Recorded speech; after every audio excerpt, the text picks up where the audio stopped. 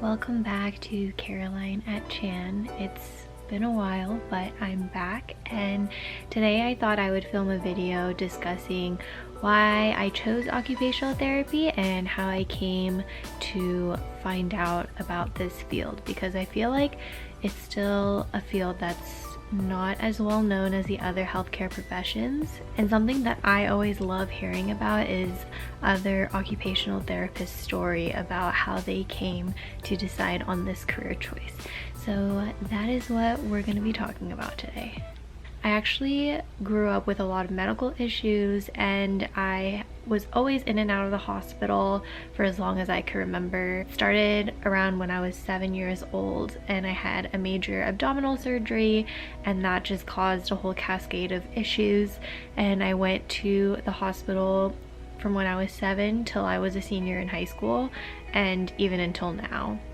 But the bulk of it was during middle school and high school, and I wanted nothing to do with the hospital. Once I was cured and once they found a diagnosis for me, I thought, see ya, I'm never gonna go into the healthcare field. And I actually got a lot of my care done at CHLA over in Los Angeles. The last hospitalization I had was the day after I turned 18 years old. I was hospitalized for 4 days, and I was kind of reflecting on my experience in the medical world, and I've come across so many doctors and healthcare professionals, and the people that actually made a difference in small and big ways were those that showed a lot of empathy and compassion.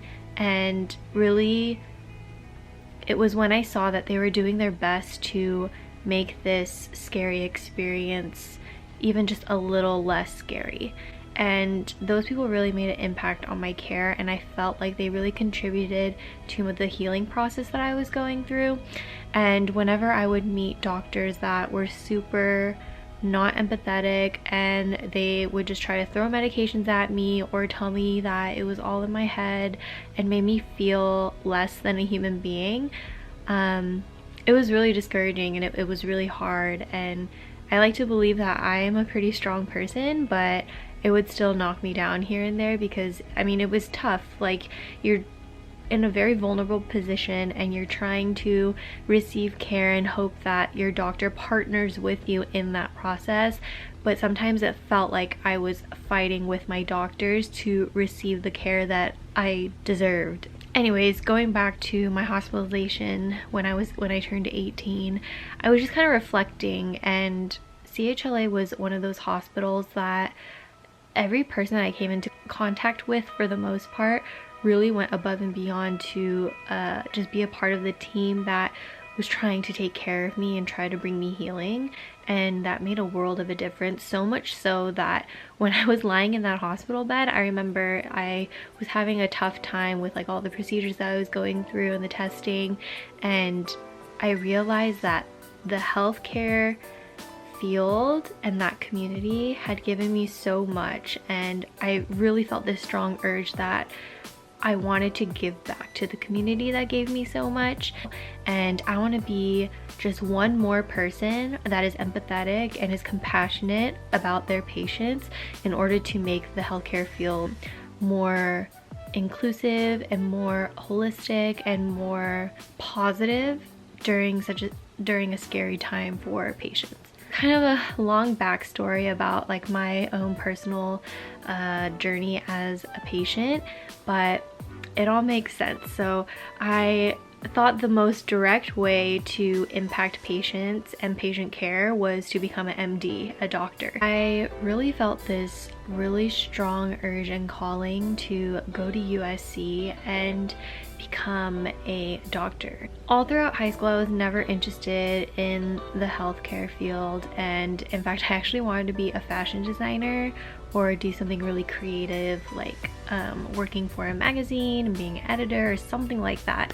So I changed my whole trajectory for my career, and I decided when I go to college, I'm gonna pursue pre-med. When I went into USC, I signed up for all like the chem and bio classes, and I was trying to get through it, and I really asked myself, like, why do I want to become a doctor?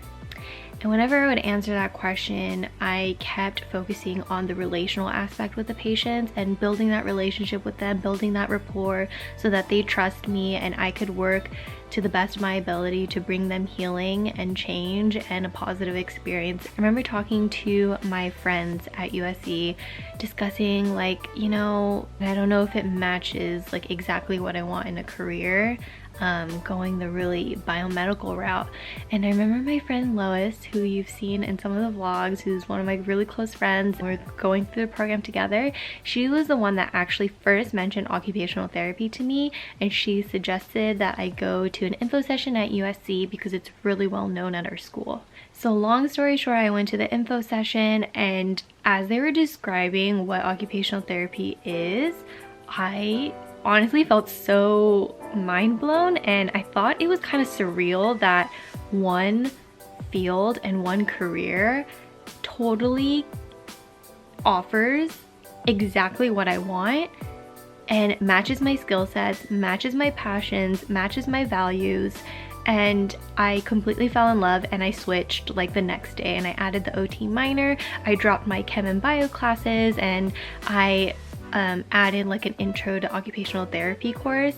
And then I realized, wow, that really strong conviction to go to USC, it must have been to find out about occupational therapy, because I feel like it would have been way more difficult to find out about this field had I gone to another school. Of course it's possible, but USC being one of the top occupational therapy programs, in fact, we're number one, I just really took it as a sign, like, this is what I'm meant to do and this is my calling. And I was just amazed that this profession existed, because it's exactly what I was looking for. As I'm learning about occupational therapy, and basically I'm gonna be a clinician within like the next 6 months or so, it really does match my values and the type of impact I want to leave on patients, which is to exercise empathy, to provide holistic, client-centered care that really focuses on the client and their goals and their values and where they want to see themselves. And I get to be a part of the team that supports that patient in their healing process and in their medical journey to reach their full potential. And I think that that is amazing, and I just love our profession so much.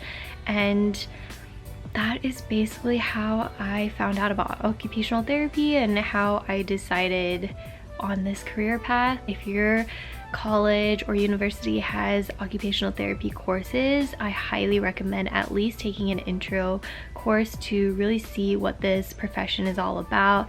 I hope this video was helpful, especially if you're considering occupational therapy as a career. I think it's really rewarding and it's an amazing profession that you should really consider. That is it for today's video. I just want to quickly say thank you to those of you who reach out to me through social media to share with me the news of your admission to the division. I really want to congratulate all of you guys, and if you are still considering this program and haven't decided, stay tuned, because I will be making another video on why I decided on USC and why I love the program so much. So please keep reaching out with all your questions. I'd love to answer them and offer any help that I can. I will be answering some of the questions that I've been getting in my next video. So stay tuned for that. Stay healthy, stay safe, and fight on.